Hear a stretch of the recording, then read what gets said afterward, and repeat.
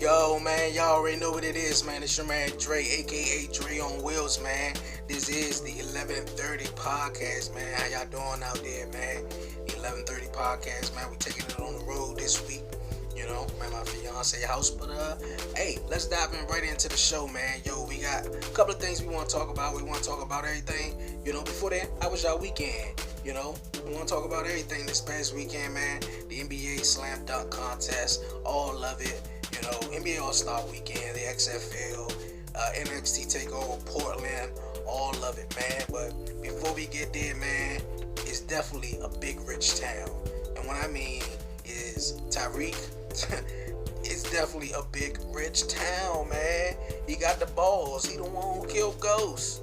Really though, Tyreek killed Ghost. His mama, Tasha, all in his ear and stuff, and Tyreek turning into Ghost and everything, and you know, them showing all these episodes leading right up into that episode was kind of cool because when Ghost was laying there, Tommy was down, and Tommy looked up and was like, okay, you know, so I figured it was gonna be somebody they knew, but Tyreek, punk ass, you know, the most hated character on the damn show, Tyreek, and that's what he do. He kills his father, though. Ain't that some shit? You know, and you and your mom coming together and y'all planning to kill, you know, Ghost, you know, your ex-husband, and for Tyreek, his father. The shit is just, you know, it was fucking crazy, man. And not only that, you know, Tasha thinking, you know, she, you know, is gonna get away with it and everything. And speaking of getting away with it, she really thought she was gonna get away with it. Not only she thought she was gonna get away with it, she gonna call homie up, the nigga that she was selling the drugs to, or, you know, at least getting his help to trying to sell these drugs out her daycare, hit him up, fuck him, and bring the gun over there and just was like, yo, this the nigga who killed Ghost right there. Try to set this nigga up though. Whole time they get cuz he go run his mouth and everything. They come lock her ass up. And now Tasha, she gone to jail and everything. You know, that was a famous ass scene, her pulling the braids off and everything. Like, really though. Really. That shit was mind-boggling, man. That shit was really mind-boggling. For real. And not only that, another thing was crazy is that she really thought Ghost left some money for her ass though. She really thought Ghost was gonna leave some money. Nah, he ain't leaving no money. Nothing at all. Zero. And left it all to his son. You know, that's why he's sitting there begging, you know, like, Tyreek, man, you know, hold up, let's think about this, man, you know, like, for real, you know, and he don't want to take his father's life. You know, his father done put everything in his name. He get everything, and his father killed him. I mean, he killed his father. And then, you know, they come back to the house and they try to, you know, get some rest or whatever. So they go see the lawyers or whatever from Ghost Will and everything. And like I said, Tasha don't get a damn thing, but everything goes to Tyreek. I'm talking about the club, everything. But the catch is, this nigga gotta finish 4 years of college, have to maintain at least a 3.5 or 4.0 grade point average, and he gets all the money. The club is his and everything like that. So Tasha found out this, so she wants some of that. She wants some of this. And this before she went to go take these, well, this before she got locked up. You know, in that famous scene, her taking them braids off, because that whole show was a fucking roller coaster. Went up, down, up, down, up, down.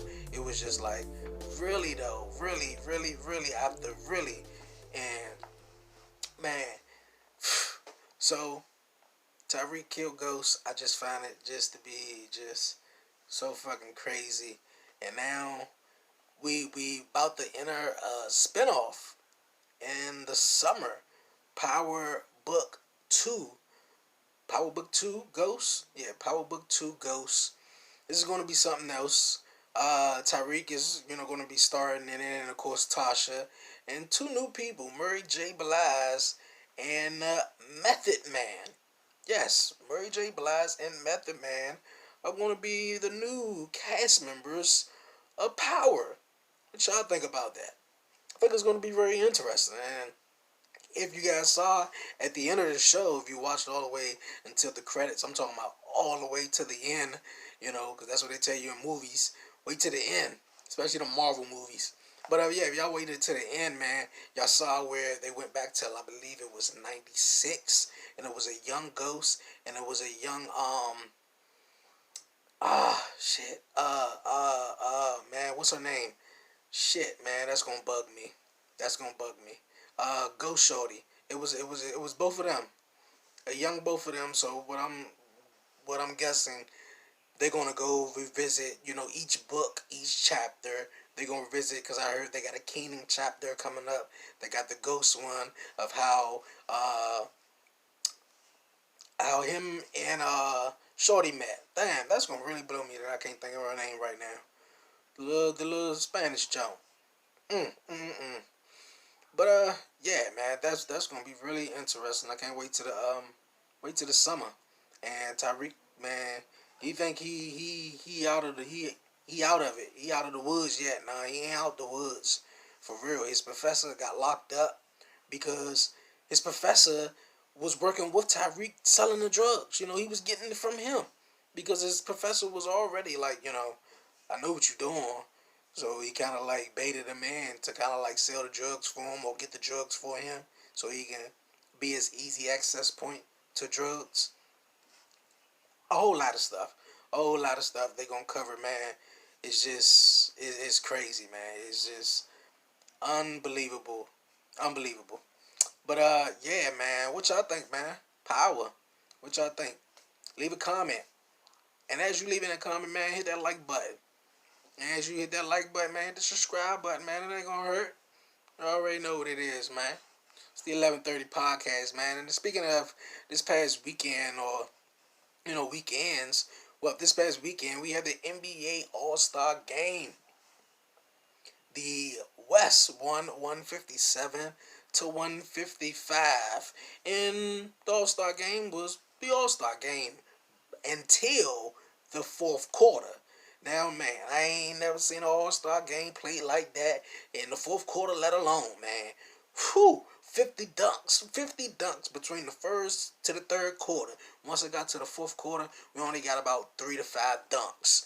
3 to 5 dunks, maybe one or two three-pointers here and there. I think it was more than that, though. But it was something else. It was just fast breaks. It wasn't that much fast breaks. It wasn't that many not a whole lot of threes and a whole lot of dunks because, man, the defense stepped up and it was really exciting. The first quarter and how they did it. How LeBron came with the NBA with his whole idea to do this thing, and it was very creative. The whoever wins the first quarter gets $100,000 for their charity. Second quarter, $100,000. Third quarter, so on, so on. Fourth quarter, whoever wins. Well, before I get there, whoever wins them 3 quarters, $100,000 to their charity.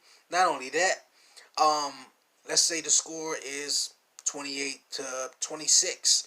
Okay, that's first quarter. Then we go back to 0. Now I know you guys have been watching the All Star game, but if you haven't, that's how it was. They went back down to 0. Uh, scored points, blah, blah, blah, blah. Third quarter was the same way, and they total all the points up at the fourth quarter, started from there. First team wins, first team to reach 157 points will win $300,000 for their charity, plus the additional $100,000 that they won in the previous quarter. But yeah, Team West or Team LeBron won.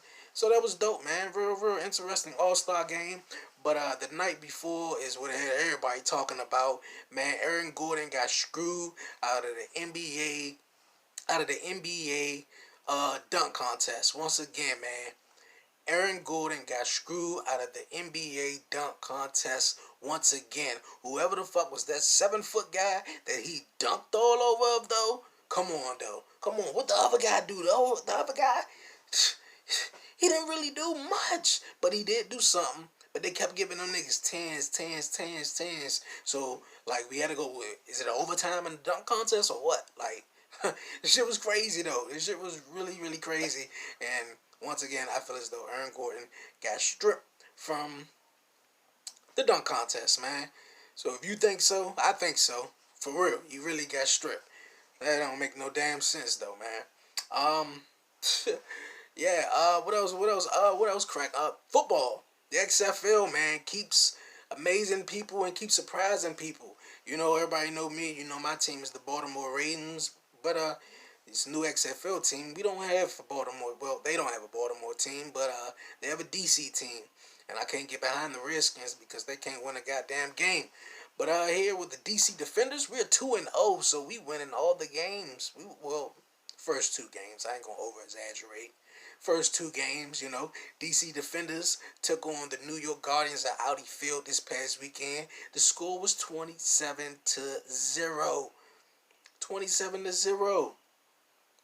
Let it be. The DC Defenders, they're going to head out west next week as we're going to take on the LA Wildcats and try to get that W and be 3-0. Also, the Seattle Dragons took on the Tampa Bay Vipers 17-9. Seattle Dragons winning it. Also, we had the LA Wildcats take on the Dallas Renegades. The Dallas Renegades 25-18 Renegades. And also, this game, final game, the score was what, 34-28, was actually the best game of the entire weekend besides the DC Defenders landing a smackdown on the New York Guardians' candy ass the whole game. The Houston Roughnecks were the first team to convert a three-point conversion in this new XFL league, and that was dope. But yeah, the Houston Roughnecks win it 28-24. That was the damn game of the weekend on FS1.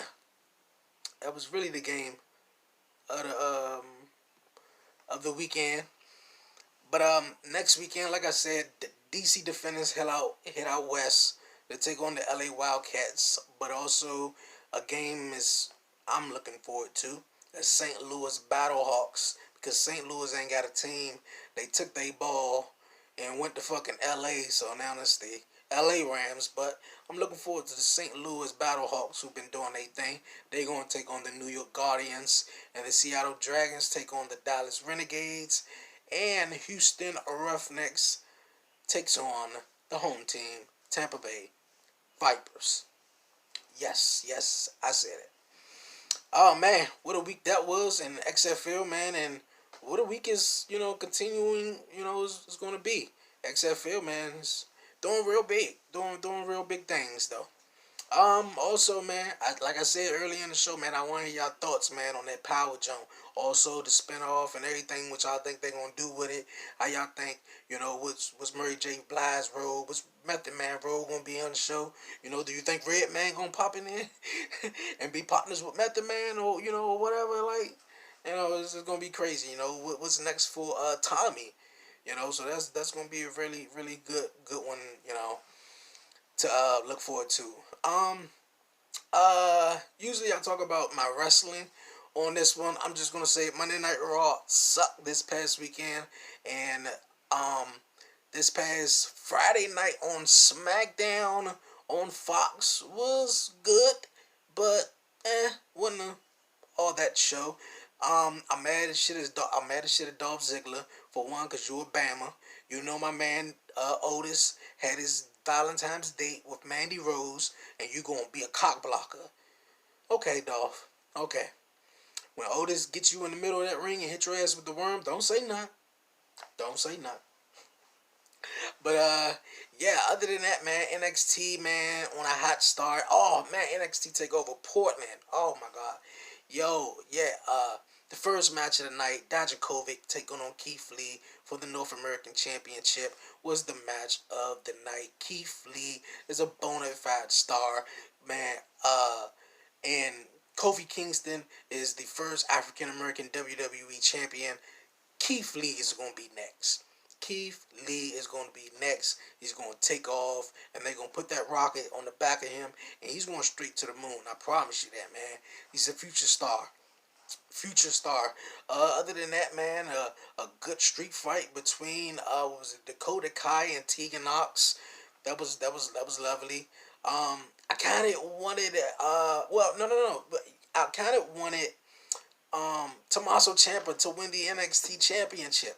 I didn't really understand the whole thing with Johnny Gargano coming out to sort of save Adam Cole for the win, but I already seen that match, too many times. I'm good with it for a little while.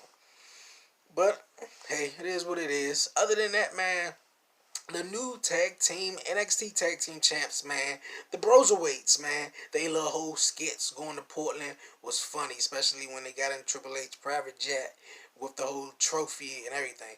Oh man, that right there is what it's about, man. When you sticking two guys together, man, and they make it work. And that's the thing with wrestling, man. It's a whole bunch of characters, man. Not everybody's going to relate to them, far as the viewer. But, you as being a wrestler, you have to make that character work. Or make anything work. Because if you don't, you're not going to be on TV. There's only a couple of slots for you to be on TV. And if you ain't making that work, then you ain't on USA, or you ain't on Fox, or you ain't on the pay-per-view, and damn sure ain't on WrestleMania. That's coming up in about 2 months or so. But yeah, man. Once again, like, shout out to the Broserweights, new NXT tag team. That was like my second match of the night. Um, oh, Bianca Belair, man. She is gonna be another star also. She's gonna be another star also. Her wardrobe that she wore to the ring, and it said Black History in the Making, and just her performance was a no. Was I'm all tongue tied. It was just awesome. It was just awesome. A big fan of Bianca Belair. She's gonna be a future WWE Women's Champion. And after the match was over and Rhea Ripley won, Rhea Ripley, gets attacked by the Queen herself, Charlotte Flair. So Charlotte Flair has accepted Rhea Ripley's challenge to take on her at WrestleMania for the NXT Championship. I disagree. But hey, we're gonna see how it goes. I guess Charlotte is in this position right now to make stars and get them to the next level. She's the 10-time women's champion. She's that woman to get people to the next level. And I guess this is what they're gonna do with this. They didn't want her to take it on Becky. She was in the match with Becky with Ronda last year at Mania. She already took on Bayley. How many times? So it was something different. And if that was the case, I would have had someone else to win the Rumble, because I don't think I should win the Rumble. And then I understand that NXT has become this third brand now. That's what's up. But I don't. But come on though. You feel me? Like, a lot of guys who get signed to the NXT, they contract as a developmental contract. That's what NXT is. But NXT is, without a shadow of a doubt, way better than Raw and SmackDown. Way better. But it's a developmental system. And I don't want to win the Royal Rumble to go face the NXT champ. No, I want the Universal or the WWE champ. That's just my philosophy. That's just how I go about it. That's me. You feel me? That's me on that one right there. But yeah, man. NXT Takeover this past weekend was, without a shadow of a doubt, man. That joint killed it, man. And it was, it stood alone on this weekend. It wasn't at the Royal Rumble weekend. So Triple H know what it was doing. Let's see if NXT, we know it can. But let's, just, for our ego, let's put it on a solo weekend. No Royal Rumble, nothing. Just let it stand by itself. And NXT does what it does. In my opinion, before we wrap it up here, before we wrap it up, NXT, man, needs to go on the road. You guys need to go on the road. If you go on the road, man, the crowd, man, you seen that crowd this past week, man. You seen it at TakeOver Portland. It's off the chain. You see these crowds at AEW each and every week, man. It's Wednesday here, so in about less than 2 hours, AEW Dynamite is going to be live from the State Farm Arena in Atlanta, Georgia, and this is going to be the second biggest venue that they've been to since they debuted at the Capital One Arena here in Washington, D.C. So that's going to be a massive night, and everybody's going to be tuned to that, because AEW is, is going to these big shows, these bigger venues. So that's what they need. And NXT, man, the crowd is dedicated. They're amazing, but I think, man, NXT would just thrive as well as AEW is doing on the road. The only reason why AEW is beating NXT each and every week is because AEW is new. It's brand new. That's it. It's brand new. It's spanking brand new. But yeah, man. Like I said, man, the 11:30 podcast, man. We on the road, man. My fiance house right now. You know, it's father-in-law birthday. Shout out to father-in-law. Happy birthday. But yeah, man. It's gonna be a very interesting night. Also, man, Jeff Cobb, man, joined AEW, man. Just a whole lot, man. Hey, yo, hit that subscribe button, hit the like button, man.